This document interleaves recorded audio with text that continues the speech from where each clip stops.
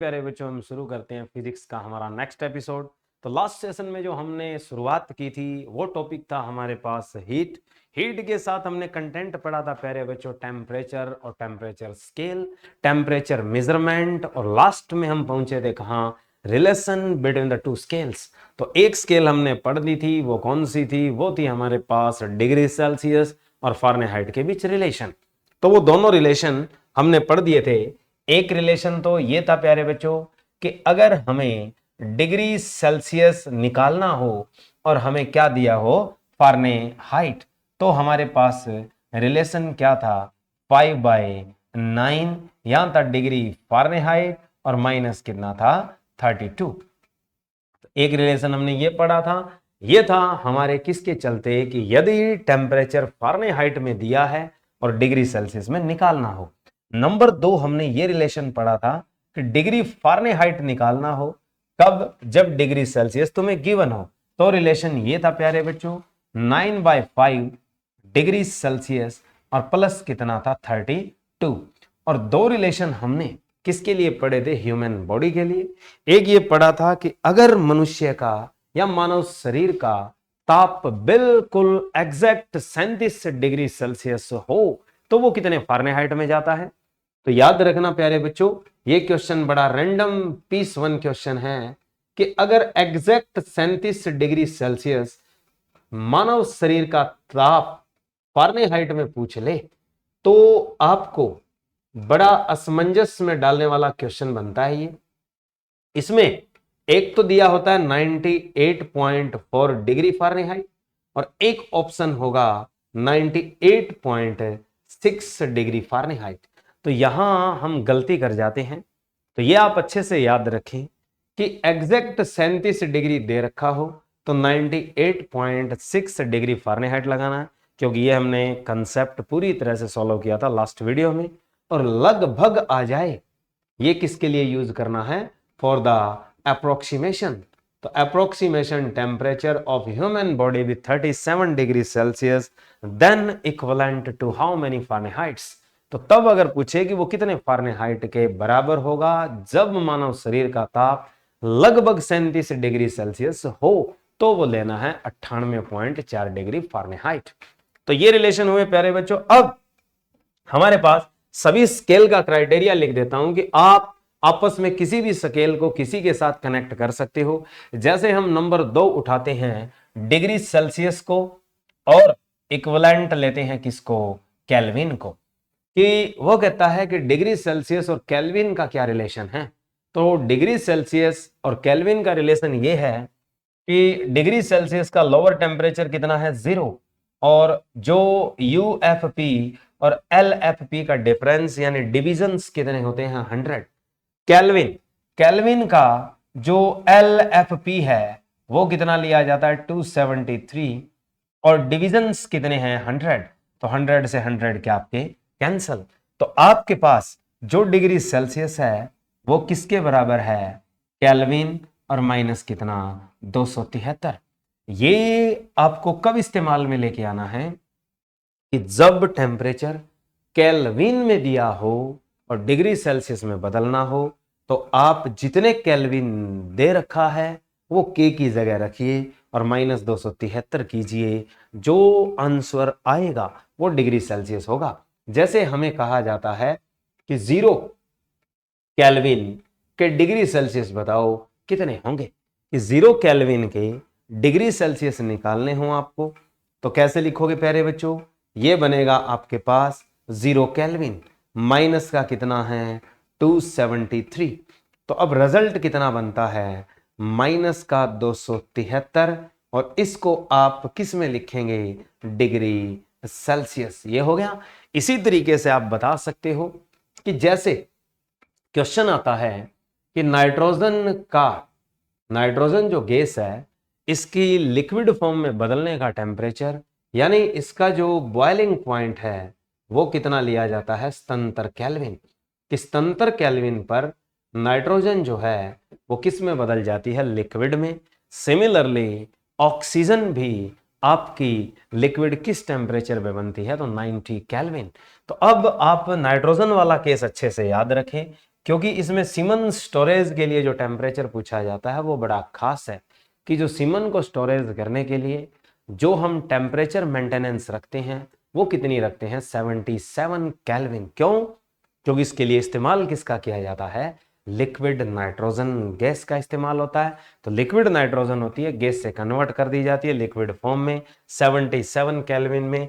और अगर पूछे कि इसका डिग्री सेल्सियस में कन्वर्जन करो तो डिग्री सेल्सियस में कन्वर्जन कैसे बनाओगे, 77 केल्विन है -273 है, ये आपके पास रिजल्ट बनता है -196 डिग्री सेल्सियस। यानी जो सीमन स्टोरेज के लिए नाइट्रोजन का इस्तेमाल होता है, द्रवित नाइट्रोजन, लिक्विड नाइट्रोजन का, उस सिलेंडर का टेम्परेचर, नाइट्रोजन लिक्विड का टेम्परेचर क्या मेंटेन होता है, -196 डिग्री सेल्सियस और 77 केल्विन। तो ये कन्वर्जन था प्यारे बच्चों। इसी तरीके से आपसे कंक्लूजन लिया जाता है कि जो 277 केल्विन है, 277 केल्विन के डिग्री सेल्सियस क्या होंगे, क्योंकि ये वो चीजें हैं जो कॉम्पिटिटिव एग्जाम में मैक्सिमम रिपीट होती है।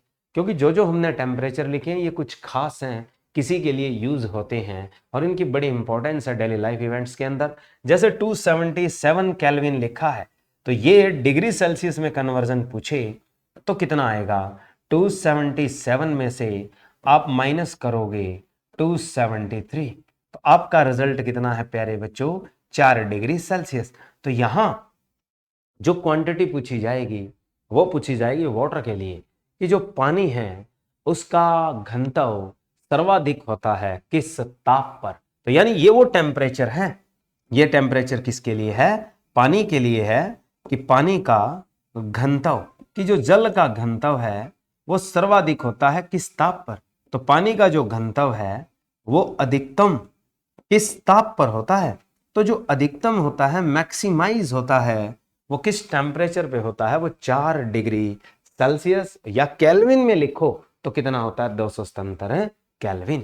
तो ये कन्वर्जन थे प्यारे बच्चों कुछ केल्विन से और किसके अंदर, डिग्री सेल्सियस के अंदर। दूसरा आप इसी का इन्वॉल्वेशन ले सकते हो उल्टा, कि अगर मुझे केल्विन बनाना है तो मेरे पास जितने डिग्री सेल्सियस दिए हुए हैं उसमें आप ऐड कर दें कितना, 273। ये आपको टेम्परेचर कौन सा दिया जाएगा, केल्विन में। जैसे वो कहता है कि मुझे 0 डिग्री सेल्सियस से केल्विन बनाने हैं तो 0 डिग्री सेल्सियस से केल्विन में बदलाव लेना है तो आप उसमें 273 ऐड करें, उतने आपके पास क्या आएंगे, केल्विन। कि जैसे वो कहता है 100 डिग्री सेल्सियस जल का क्वथनांक है तो केल्विन तापमापी पर कितना होगा, तो ये कितना हो जाएगा, 373 केल्विन। यही एक ऐसी तापमापी है जिसके ऊपर खास रिसर्च चलती है। आज के जमाने में जो इलेक्ट्रिसिटी डेवलपमेंट है हमारा, उसमें खास तौर पर यूज होने वाले उपकरण जो कंडक्टर होते हैं, सुपर कंडक्टर, अतिचालक। जैसे अतिचालक का इस्तेमाल एमआरआई में भी होता है, मैग्नेटिक रेजोनेंस इमेजिंग में भी किया जाता है। वो किस स्केल के ऊपर ट्रिगर होते हैं, वो केल्विन स्केल के ऊपर ट्रिगर होते हैं। जैसे आप लोगों ने पढ़ा होगा कि हमारे पास हीलियम है और दूसरा आपके पास मरकरी है। ये दो ऐसे एलिमेंट हैं जिनका पहले किसके तौर पे इस्तेमाल किया जा रहा है और किया जा चुका है, अतिचालक के रूप में। तो इस पे भी क्वेश्चन बनता है कि जो अतिचालक बनाने के लिए केल्विन स्केल का ताप किस ओर जाता है, तो अतिचालक बनाने के लिए जो सुपर कंडक्टर होते हैं, तो सुपर कंडक्टर बनाने के लिए जो टेम्परेचर क्वांटिटी होती है केल्विन स्केल पर, वो किस ओर जाती है, कि जो केल्विन स्केल है उसमें हम केल्विन का दायरा देखें तो किस ओर जाते हैं, 0 केल्विन की ओर जाते हैं। कि हमसे पूछा जाए कि जो हम अतिचालक या सुपर कंडक्टर बनाना चाहते हैं उस पे टेम्परेचर केल्विन की क्वांटिटी में पूछे तो किस ओर होता है, तो 0 केल्विन की ओर जाना पड़ता है। 0 केल्विन की ओर जाने का अर्थ है कि जैसे आपके पास हीलियम है और मरकरी है, तो जो मरकरी है उसके लिए टेम्परेचर और हीलियम के लिए जो टेम्परेचर है वो कितना है, तो ये 4.12 केल्विन, और इसके लिए क्या है 4.2 केल्विन। कि जो हीलियम उसका जो ताप है सुपर कंडक्टिविटी के लिए या अति चालक बनाने के लिए वो 4.2 केल्विन, और पारे के लिए कितना है 4.12 केल्विन। तो यानी पारा यानी आपके पास मरकरी और दूसरा आपके पास हीलियम, ये दोनों अति चालक बनते हैं। तो केल्विन तापमापी पर किस ताप की ओर, तो जीरो की ओर जाना पड़ता है, मतलब 4.2 और 4.12 केल्विन किसके नजदीक हैं, ये 0 केल्विन की ओर है। मतलब ये बहुत निम्न ताप पर जाकर किसका काम करते हैं, अतिचालक। अतिचालक कौन से चालक होते हैं कि जिनमें ऊर्जा का ह्रास ना हो, कि वे चालक या वे पदार्थ होते हैं जिनमें ऊर्जा का ह्रास ना हो। कौन सी ऊर्जा का, विद्युत ऊर्जा का, कि जिनमें नो लॉस ऑफ एनर्जी हो, ऊर्जा का ह्रास ना हो। यानी जिनमें इलेक्ट्रिसिटी अगर हम एक सिरे से जितनी देते हैं उतनी हम दूसरे सिरे पे क्या करें, ऑब्टेन, कि जो एनर्जी हमने ए टर्मिनल पे दी है और उतनी एनर्जी हमें किस टर्मिनल पे मिले, बी पे मिले, तो हम उस कंडक्टर को किस के रूप में नाम देंगे, सुपर कंडक्टर, या उसे हिंदी में कह सकते हैं हम अति चालक। अब दुनिया का पहला अति चालक जो बनाया गया है कि जैसे ही हम किसी से पहले मिलते हैं, सामने वाला कोई जवाब करता है तो हन जी में उत्तर देते हैं, तो हन जी, तो एच जी ही पहला सुपर कंडक्टर एलिमेंट है। दूसरा जो हीलियम है, ये कहां पे काम लिया जाता है, हीलियम जो है ये हमारे पास किसमें काम आता है, MRI में। याद कैसे रखना है कि जब हमारे दादा और दादी हैं, तो दादी बुढ़ड़ी है, वो जैसे ही बीमार होती है और लास्ट स्टेज में पहुंच जाती है, तो वो जब भी बीमार होती है तो यही सुनने को मिलता है कि हे मरी। ठीक है, तो यानी हे मरी, तो हे से वर्ड है हीलियम और मरी से वर्ड क्या है, MRI। तो क्वेश्चन ये टैग होता है कि MRI के लिए अति चालक कौन सा तत्व होता है, हीलियम। ये क्यों लिया है हमने क्वेश्चन, क्योंकि टेम्परेचर इनरोलमेंट क्वेश्चन है, बड़ा इंपॉर्टेंट है। और हीलियम जो काम कर रहा है वो किस ताप पे काम कर रहा है, 4.2 केल्विन पे अतिचालक बनता है, नंबर 1। नंबर 2, चुंबकत्व की बात करें तो चुंबकीय गुण के अनुसार इसकी प्रकृति कैसी होती है, तो चुंबकीय गुण के अनुसार प्रकृति वैसे दो तरह की लेते हैं, एक होता है प्रति चुंबकीय और एक होता है अनुचुंबकीय। प्रति चुंबकीय को क्या कहा जाता है, डायामैग्नेटिक, और अनुचुंबकीय को क्या कहा जाता है, पैरामैग्नेटिक। तो ये हमारे पास किस तरह की चुंबकीय प्रकृति रखता है, ये रखता है प्रतिचुंबकीय। प्रतिचुंबकीय का अर्थ है कि जितनी भी चुंबकीय अक्षेत्र रेखाएं हैं वो इसमें से नहीं गुजरती। कि प्रतिचुंबकीय होने का अर्थ क्या है, इंग्लिश में आप याद रख सकते हो डायामैग्नेटिज्म। यानी इसकी प्रकृति चुंबक के अनुसार कैसी होती है प्यारे बच्चों, डायामैग्नेटिज्म होती है। ये भी आप अच्छे से याद रखें। डायामैग्नेटिज्म होने का अर्थ है, मान लीजिए ये आपके पास एक अति चालक है, सुपर कंडक्टर है, आने वाली चुंबकीय रेखाएं इसमें से नहीं गुजरती, यूं जाती है इसके बाहर से। इस तरीके से जब चुंबकीय रेखाएं इस चालक के बाहर से गुजरे तो ये बीच में जो चालक पड़ा है इसका गुण कैसा है, according to magnetic property it be always diamagnetic. तो जो भी चुंबकीय रेखाएं आएंगी वो इसके अंदर से ना गुजरकर कहां से जाएगी, इसके बाहर से जाएगी। तो ये आपके पास जो हमने गुण दिखाया है ये कौन से गुण को रिप्रेजेंट करता है, डायामैग्नेटिज्म, जिसे हम प्रतिचुंबकीय कहते हैं। एक अनुचुंबकीय भी आएगा, अनुचुंबकीय का अर्थ होता है कि अंदर से गुजरना। जैसे आयरन कोर होती है, आयरन कोर जो भी हम यूज करते हैं, सॉफ्ट आयरन कोर क्यों यूज की जाती है, जो आर्मेचर में यूज करते हैं हम डायनमो के अंदर, तो उसमें से सारी की सारी मैग्नेटिक लाइंस है वो उसके अंदर से पास होती है। और आपने देखा होगा कभी यूं दर्शाया भी जाता है कि जो आयरन कोर होती है उसमें इस प्रकार से हम मैग्नेटिज्म रिप्रेजेंट करते होते हैं कि जैसे कोई भी चुंबकीय रेखा आएगी तो वो इसके अंदर से क्या करेगी, पास करेगी। तो सारी की सारी चुंबकीय रेखाएं इसमें से क्या होती है, पास होती है। तो वो पदार्थ कैसा होता है, वो होता है आपका अनुचुंबकीय। अनुचुंबकीय कह सकते हो, एक लो चुंबकीय भी होता है जिसे हम फेरोमैग्नेटिक मटेरियल कहते हैं। तो ये प्रॉपर्टी थी प्यारे बच्चों जो हमारे पास यहाँ पूछी जाती है, थोड़ा सा हमने डिटेल भी दे दिया। चलिए अब बात करते हैं हम किसकी, हमारे पास एमआरआई। एमआरआई की भी फुल फॉर्म पूछी जाती है, वो भी याद रखना आप। ये क्या होती है, मैग्नेटिक रेजोनेंस, मैग्नेटिक रेजोनेंस कि मैग्नेटिक रेजोनेंस इमेजिंग।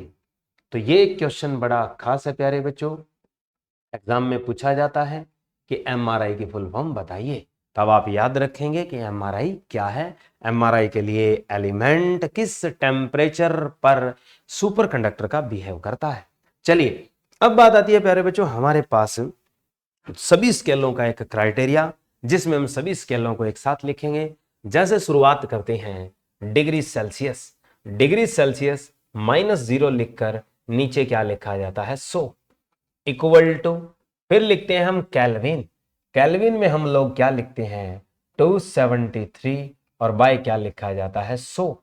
इसी तरीके से इक्वल का साइन लेकर हम लिखते हैं डिग्री फारेनहाइट -32 और डिवाइडेड बाय क्या लिखा जाता है 180 इक्वल टू हम लिखते हैं र्यूमर, आर माइनस क्या होता है 0 बाय कितना होता है 80 और इक्वल टू हम लिखते हैं रैंकाइन, रैंकाइन में क्या होता है 472 और डिवाइडेड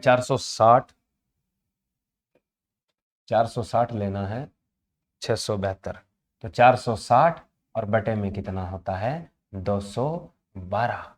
तो ये क्राइटेरिया था प्यारे बच्चों हमारे पास सभी स्केल का, जिसमें हम किसी भी स्केल का किसी के साथ बदलाव कर सकते हैं।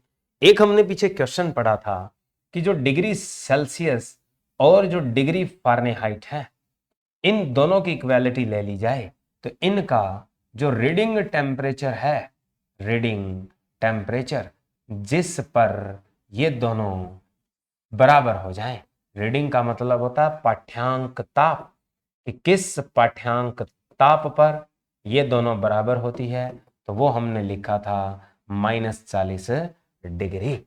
और फारेनहाइट और केल्विन भी याद रख सकते हो आप कि डिग्री फारेनहाइट और जो केल्विन है ये आपके पास किस कंडीशन पर बराबर होते हैं, किस पाठ्यांक ताप पर बराबर होते हैं, तो वो लगभग 574.25 डिग्री तक पहुंचता है।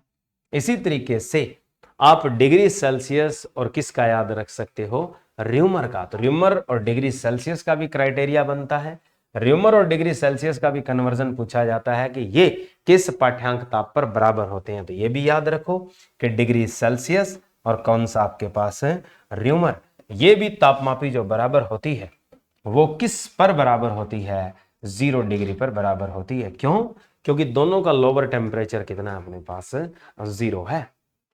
इसी तरीके से और भी बहुत सारी प्रॉपर्टीज हैं, लेकिन खास क्वेश्चन कौन सा है अपने पास है, डिग्री सेल्सियस और डिग्री फारेनहाइट का है। डिग्री फारेनहाइट और डिग्री र्यूमर का भी पूछा जा सकता है, लगभग -25 डिग्री के इक्विवेलेंट के दोनों पाठ्यांक ताप पर बराबर होते हैं। तो ये कहानी थी प्यारे बच्चों टेम्परेचर स्केल की जो हमने पढ़ी है। लोवेस्ट टेम्परेचर, एब्सोल्यूट टेम्परेचर भी हमने बताया था कि दुनिया का एब्सोल्यूट टेम्परेचर कौन सा होता है। ये हमने पहले की भी जो वीडियो, जो लेक्चर, जो एपिसोड है हमारा, उसमें हमने पढ़ लिया है कि जो एब्सोल्यूट टेम्परेचर क्राइटेरियन वैल्यू है कि जो वो है -273.15 डिग्री सेल्सियस और इक्वलेंट टू बी 0 केल्विन। ये दुनिया का वो ताप है जिस पर किसी भी पदार्थ के कणों की जो बंधन ऊर्जा है वो क्या होने लगती है, न के बराबर यानी खत्म हो जाती है, उनके बीच कोई आकर्षण बल विद्यमान नहीं रहता। तो वो कौन सा टेम्परेचर है दुनिया का? Absolute temperature. यानी इस कड़ाके में अगर हम जाएं तो परमात्मा से मिलने का सुनहरा मौका होता है, तो इसे कहते हैं हम परम शून्य ताप। तो यानी हमारे पास क्वेश्चन टैग होता है कि परम शून्य ताप कौन सा होता है, तो इसे ही हम प्यारे बच्चों एब्सोल्यूट टेम्परेचर अचीव कहते हैं। तो ये खास प्रॉपर्टी थी जिसके चलते एक क्वांटम फॉर्मूलेशन के बारे में मैंने बताया था कि जिसकी खोज सत्येंद्र नाथ बोस ने की थी और जिसके ऊपर अपना विचार किसने रखा था? एल्बर्ट आइंस्टीन ने, जिनको दोनों को मिला के आगे आने वाले जमाने में क्या खोजी गई थी? पदार्थ की पांचवी अवस्था। तो उसका तथ्य कहां से शुरू हुआ था? बोसोन जो मौलिक कण है गैस का, वो एक क्वांटम इकाई के तौर पे काम करता है। ये किसकी थीसिस थी, किसकी थ्योरी थी? क्वांटम फॉर्मूलेशन थ्योरी किसने दी थी? एक भारतीय वैज्ञानिक सत्येंद्र नाथ बोस ने दी थी। उसी के आधार पे बोस आइंस्टीन कंडेंसेट बनती है पांचवी अवस्था। तभी कहा जाता है कि दोनों ने अपने सिद्धांत रखे थे, आइंस्टीन और किसने? बोस ने। तब आगे चलकर कॉर्टर और जो कॉल आते हैं, उन्होंने मिलकर जब खोज की तो उन्होंने उस अवस्था का नाम रखा था BE condensate, Bose Einstein condensate, यानी बोस आइंस्टीन संघनीकरण। अब बात आती है हमारे पास आर्द्रता कि व्हाट इज ह्यूमिडिटी। आर्द्रता पढ़ेंगे, आर्द्रता के साथ हम पढ़ेंगे आगे उष्मीय प्रसार कि आर्द्रता क्या चीज है और उष्मीय प्रसार क्या चीज है। उष्मीय प्रसार होता है प्यारे बच्चों हीट एक्सपेंशन, इसका न्यूमेरिकल आता है एक, और वैसे इसकी यूनिट भी पूछी जाती है जो हीट एक्सपेंशन है। दूसरा, आर्द्रता का क्वेश्चन बड़ा पुराना है और साथ ही क्वेश्चन है ये, क्योंकि एग्जाम में इसके ऊपर एक क्वेश्चन जरूर दिया जाता है कि जैसे हम ये पढ़ते हैं कि जैसे बारिश आती है और जैसे ही क्या है आर्द्रता बढ़ती है तो हमें गर्मी का अनुभव क्या होता है? ज्यादा। और या कई बार आपने देखा होगा बारिश आने से पूर्व एकदम से गर्मी हमें ज्यादा महसूस होती है, उसके पीछे रीजन किसका होता है? आपेक्षिक आर्द्रता का बढ़ना। कि अपेक्षिक आर्द्रता जैसे जैसे बढ़ती है वो किसका सूचक होती है, किसका इंडिकेशन देती है? तो वो बरसात का इंडिकेशन देती है, वर्षा का, रेनफॉल का इंडिकेशन देती है। तब बात आती है कि व्हाट इज द ह्यूमिडिटी। पहला केस है हमारा कि ह्यूमिडिटी क्या होती है।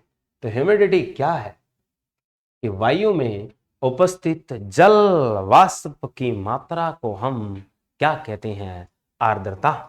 यानी वायु में जो उपस्थित है, वायु में उपस्थित कि जो वायु में उपस्थित जल वाष्प की मात्रा है, वायु में उपस्थित जल वाष्प की मात्रा, तो वायु में उपस्थित जो जल वाष्प की मात्रा है उसे हम क्या कहते हैं? आर्द्रता कहते हैं। और ये हमारे वायुमंडल में किस रेंज से नीचे होती है? तो जो हमारा वायुमंडल है उसमें 10 किलोमीटर से नीचे, 10 किलोमीटर से नीचे सांद्रित होती है, यानी नीचे कंसंट्रेट होती है ये। अगर आपसे पूछे कि वायुमंडल में जो आर्द्रता है वो किस ऊंचाई से नीचे इकट्ठी होती है, बनती है, उपस्थित होती है, सांद्रित होती है, तो वो आपकी 10 किलोमीटर से नीचे की क्या है? ऊंचाई तक सांद्रित होती है। और अब आपसे पूछा जाता है कि इस आर्द्रता का कहां कहां क्या प्रभाव देखने को मिलता है? कि जो आर्द्रता है प्यारे बच्चों, आर्द्रता के ऊपर जब भी केस आता है, जैसे हमने बताया है कि वायु है तो वायु का आयतन बदलता है किसके साथ? दाब और ताप के साथ। तो यही खेल आर्द्रता पे भी लगता है कि जैसे वायु का आयतन परिवर्तित होगा तो आर्द्रता भी आपकी परिवर्तित होगी। तब याद रहे कि आर्द्रता पर प्रभाव किसका पड़ता है? कि जो आर्द्रता है वायुमंडल की ये बदलती है किसके साथ है? आर्द्रता जो है वायुमंडल की वो परिवर्तित होती है किसके साथ है? ताप और वायु दाब तथा वायु दाब। क्यों ऐसा क्यों लिखा हमने? क्योंकि इन दोनों के बदलने से वायु का आयतन बदल जाता है। जब इन दोनों के बदलने से वायु का आयतन परिवर्तित होगा तो वैसे वैसे हमारे पास आर्द्रता भी क्या होगी, परिवर्तित होगी। तो हमारे पास एक खास चीज है आर्द्रता। ह्यूमिडिटी क्या है? ह्यूमिडिटी का अर्थ है कि वायु में उपस्थित जल वाष्प की मात्रा को हम ह्यूमिडिटी कहते हैं। आर्द्रता वायुमंडल में जो है वो किस पर निर्भर करती है? ताप और क्या है? वायु दाब। ऐसा क्यों? क्योंकि इससे वायु के आयतन में क्या होता है? परिवर्तन। तो वैसे आर्द्रता में भी क्या होगा? परिवर्तन।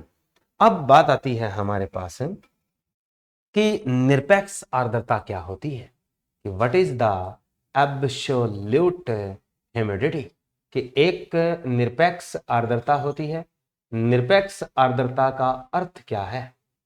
निरपेक्ष आर्द्रता कि किसी ताप पर, इसका अर्थ यह होता है कि at a given temperature amount of water vapour present पर मीटर क्यूब ऑफ एयर, यानी पर मिलीमीटर क्यूब हो, पर मीटर क्यूब हो, इस तरीके की क्वांटिटी में इस्तेमाल किया जाता है किसको? निरपेक्ष आर्द्रता को।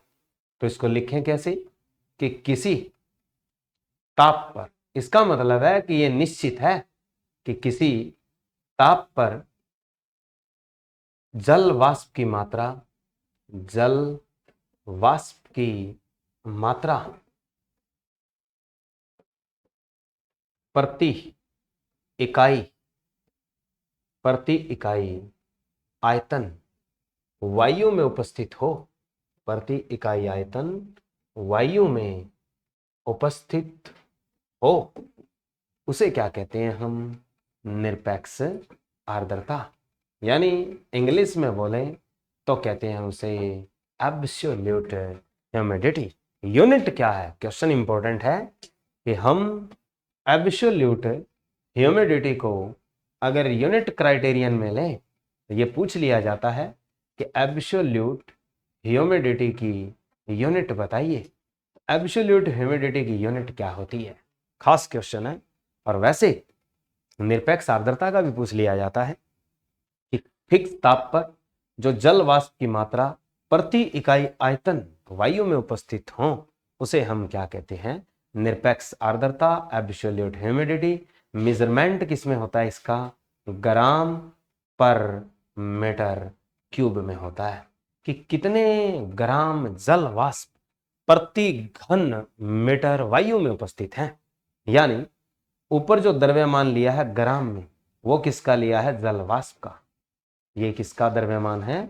जल वाष्प का द्रव्यमान है। और किस में उपस्थित लिया जाता है? एक घन मीटर आयतन है। आयतन किसका है? वायु का। तो ये हमारे पास यूनिट बनती है किसकी? Absolute humidity. तीसरा आता है रिलेटिव ह्यूमिडिटी, जो सबसे इंपॉर्टेंट है। कैसे? कि जैसे थोड़ी देर पहले हमने एक बात कही थी कि जैसे मौसम बदलता है और हमें गर्मी का अनुभव होता है, जैसे बरसात के दिनों से पहले बरसात आने वाली हो तो उससे पहले संकेत मिलने क्या है? निश्चित है। और वो निश्चित संकेत किसका होता है? गर्मी का। और जिसमें हम लोग अक्सर कहते होते हैं कि भाई आज ह्यूमस बहुत है, तो ह्यूमिडिटी क्या होती है? बढ़ती है। वो ह्यूमिडिटी फैक्टर कौन सा लेते हैं हम? रिलेटिव ह्यूमिडिटी फैक्टर लेते हैं। तो रिलेटिव ह्यूमिडिटी को क्या कहा जाता है? आपेक्षिक आर्द्रता कहा जाता है। आपेक्षिक आर्द्रता। आपेक्षिक आर्द्रता की इकाई भी पूछी जाती है। What is the unit of relative humidity? कि जो रिलेटिव ह्यूमिडिटी है इसकी यूनिट क्या होती है? तो रिलेटिव ह्यूमिडिटी, जब भी रिलेटिव वर्ड लग गया और किसी भी फिजिकल क्वांटिटी के लग गया, बहुत बार बताता हूं, इनकी कोई इकाई नहीं होती। कि जब कभी भी आपको कोई फिजिकल क्वांटिटी दे रखी है और उसके आगे वर्ड एक टैग है, कौन सा? रिलेटिव, तो समझ जाना इनकी अगर इकाई पूछता है तो ये आपकी क्वांटिटी हमेशा कैसी होती है? यूनिट लेस होती है। कैसी होती है? Unit less. अब आपसे पूछा जा रहा है कि आपेक्षिक आर्द्रता है क्या। आपेक्षिक आर्द्रता का अर्थ क्या होता है कि किसी ताप पर, किसी ताप पर, किसी ताप पर जल वाष्प की मात्रा वायु में, जल वाष्प की मात्रा वायु के आयतन में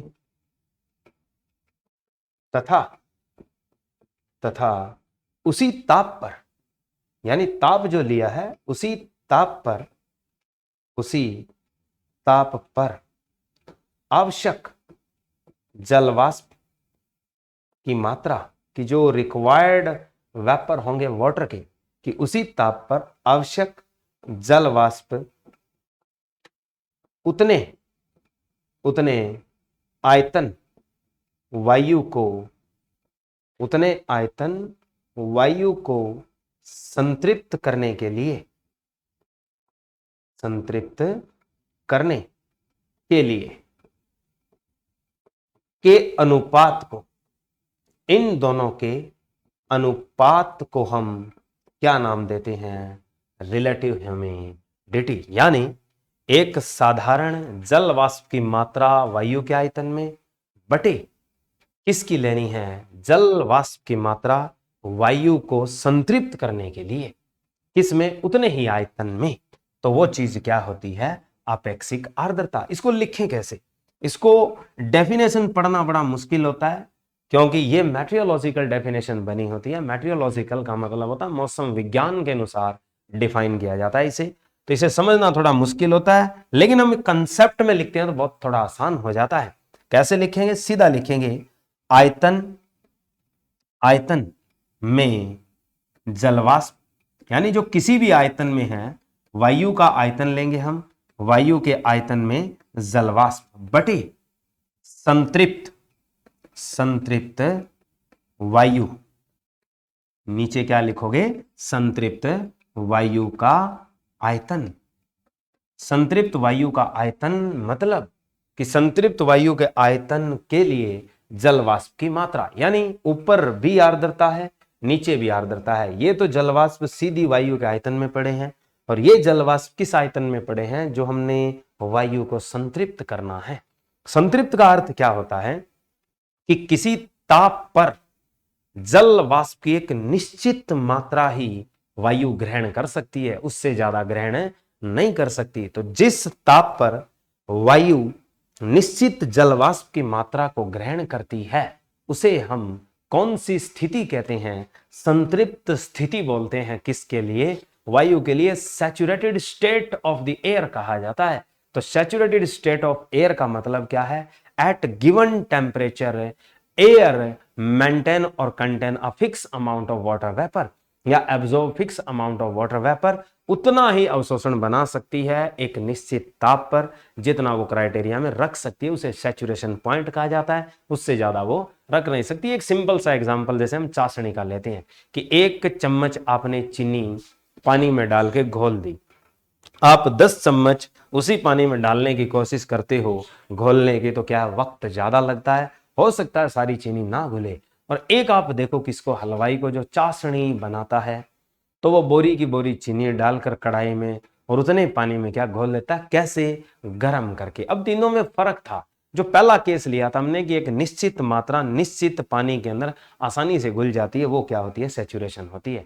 वैसे ही वायु के अंदर एक निश्चित मात्रा जल की समा सकती है, उसे हम क्या कहेंगे, जल वाष्प की संतृप्त अवस्था कहेंगे। किसके लिए, वायु के लिए सैचुरेशन स्टेट कहेंगे। आगे अब बात आती है किसके बारे में, क्वेश्चन के बारे में कि आपेक्षिक आर्द्रता प्रतिशत, कि आपेक्षिक आर्द्रता प्रतिशत क्या होता है, कि जो अपेक्षिक आर्द्रता आपने निकाली है उसको 100% से क्या कर दो, मल्टीप्लाई कर दो, ये आपकी रिलेटिव ह्यूमिडिटी परसेंटेज आ जाएगी। आगे अब क्वेश्चन कैसे देता है, नंबर 1 कि जो बरसात के समय, बरसात के समय, जो बरसात के समय है उस समय वाष्पन की क्रिया धीमी होती है। क्यों, कि जो वाष्पन क्रिया है, वेपोराइजेशन प्रोसेस है, इवोपोरेशन जो प्रोसेस है इन रेनी डेज कि बरसात के समय वाष्पन क्रिया धीमी होती है। क्यों? ऐसा क्यों? नंबर 1, पहला क्वेश्चन तो यही बनता है क्योंकि बरसात के समय अपेक्षिक आर्द्रता ज्यादा होती है। इसका कारण क्या है कि अपेक्षिक आर्द्रता का बढ़ना, अपेक्षिक आर्द्रता का बढ़ना यानी रिलेटिव ह्यूमिडिटी इंक्रीज। सिंपल भी हो सकता है कि आर्द्रता बढ़ जाती है। नंबर 2 कि जब बिल्कुल धूप खिली हुई है, यानी शुष्क का अनुभव कब होता है कि जैसे लू चलती है, रेगिस्तान है, वहां हमें शुष्क का अनुभव ज्यादा होता है, वाष्पन की क्रिया भी क्या है, तेज होती है। ऐसा क्यों? यानी लू के समय वाष्पन क्रिया कैसी होती है, तेज। ऐसा क्यों? ऐसा इसलिए है कि इसमें अपेक्षिक आर्द्रता क्या थी, ज्यादा थी, बढ़ गई थी। यहां अपेक्षिक आर्द्रता क्या हो चुकी है, कम। अब यह लिखा जाता है कि हमें सूखापन या शुष्क का अनुभव होता है कब? हमें शुष्क का अनुभव होता है। शुष्क का जो अनुभव होता है वो क्यों होता है? उसके पीछे भी रीजन है कि अपेक्षिक आर्द्रता क्या होती है, कम। कि जब अपेक्षिक आर्द्रता कम है तो आपको एक तो शुष्क का अनुभव होगा, दूसरा जो वाष्पन की क्रिया है वो तेज हो जाएगी। लेकिन बरसात के समय वाष्पन क्रिया धीमी होती है क्योंकि वहां अपेक्षिक आर्द्रता क्या है, ज्यादा। नंबर 4, आपने पढ़ा है कि आर्द्रता बढ़ना, कि जो अपेक्षिक आर्द्रता है का बढ़ना किसका सूचक माना जाता है? कि जो बढ़ना है अपेक्षिक आर्द्रता का बढ़ना, ये किसका सूचक माना जाता है? तो ये सूचक माना जाता है किसका? वर्षा का। इसे हम वर्षा का इंडिकेटर कह सकते हैं, सूचक कह सकते हैं कि जैसे जैसे अपेक्षिक आर्द्रता बढ़ती जाएगी तो वर्षा आने की संभावना भी साथ के साथ बढ़ती जाएगी। नंबर 5, कहा जाता है कि जाड़े के दिनों में भी कपड़े आसानी से सूख जाते हैं, जबकि बरसात के दिनों में कम।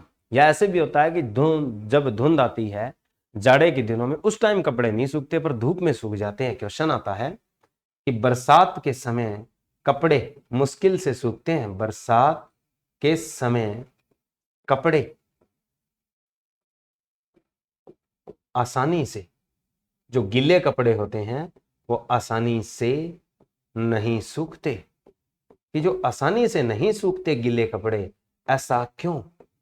Not easily dry waiting cloth, कि जो गीले कपड़े हैं बरसात के समय में वो आसानी से नहीं सूखते हैं। ऐसा क्यों?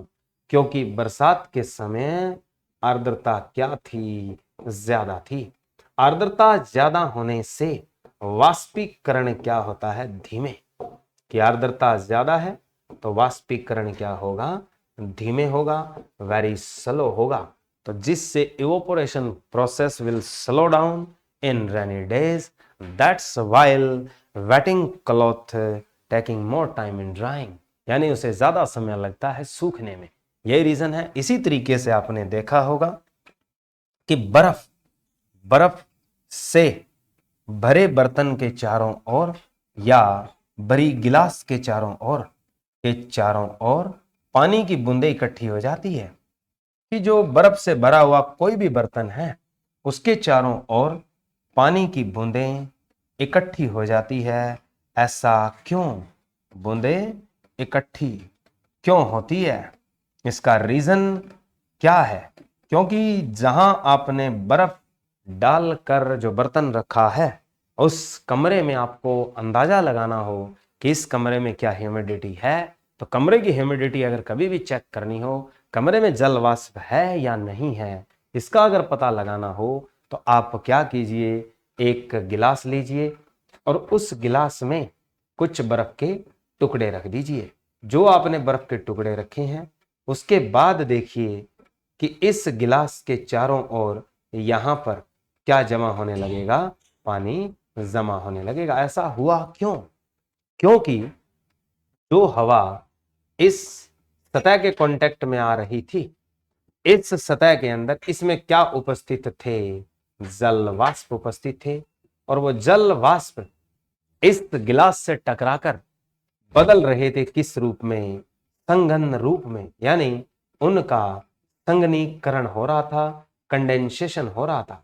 तो वो जल वाष्प किस में बदल रहे थे, जल में। किस प्रकार से, संघनीकरण होकर। तो इस तरीके से पता लगता है हमें कि उस कमरे में उपस्थित है किसकी मात्रा, जल वाष्प की मात्रा। पता किससे चली, कि जो हमने बर्फ एक बर्तन में रखी और जो भी हवा उस बर्तन के कांटेक्ट में आई, उसमें जमा जितने भी जल के कण थे वो किस प्रक्रिया के कारण जल में परिवर्तित हो गए, तो वो प्रक्रिया थी आपकी संघनीकरण। तो इससे हमें अनुमान होता है किसका, आर्द्रता का।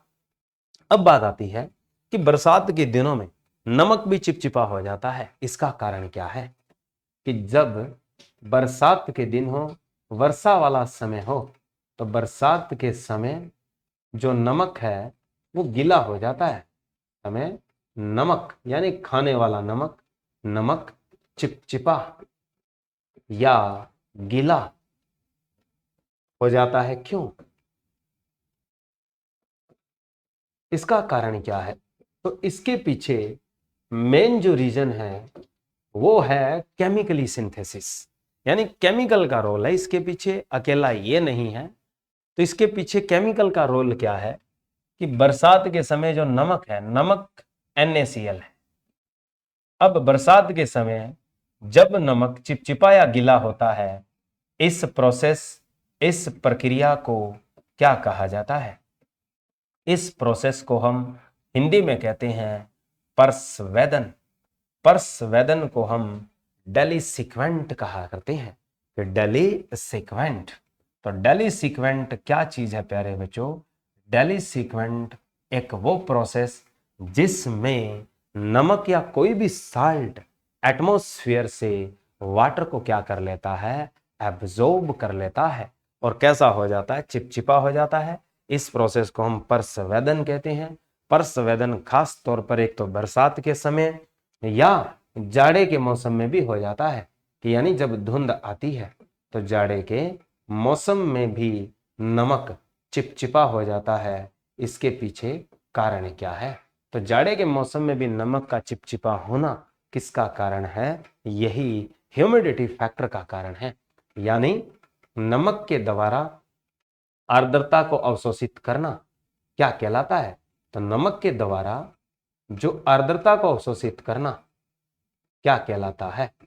तो नमक का जो आर्द्रता को एब्जॉर्ब करना है, ह्यूमिडिटी को एब्जॉर्ब करना है, वो क्या कहलाता है?